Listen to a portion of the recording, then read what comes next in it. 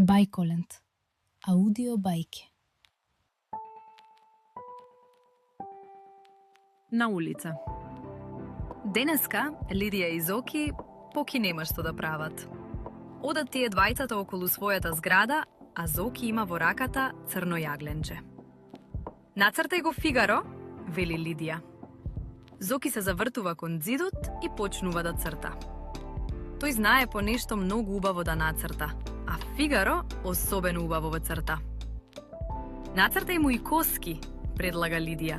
Нека се лаже Фигаро. Зоки нацртува и коска. Потоа тие пак шетаат околу зградата. Нацрта едно коковче, вели Лидија и Зоки поки пак црта. Нацртај му и пиленце. Така и коковчето и пиленцето остануваат над зидот, а Зоки и Лидија продолжуваат да шетаат. Ајде сега, нацртај тркалца, многу тркалца. И Зоки пак се завртува кон зидот и со своето јагленче црта многу тркалца.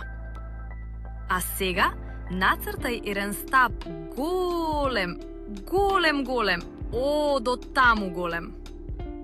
Зоки го допира јагленчето до зидот и почнува да трча, а над зидот останува предолга црна линија.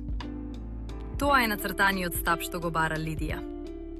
Но на крајот од зидот, Зоки веќе нема јагленче во рацете.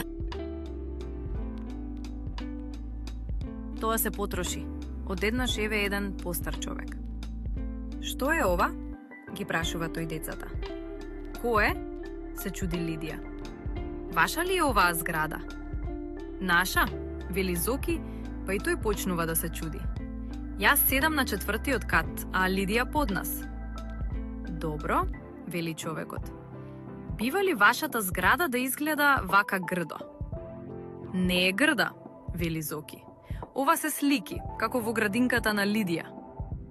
Ах, направи човекот. Ова веднаш треба да го избришете. О, не може, се буни Зоки и мака го фаќа од работата што би се отворила.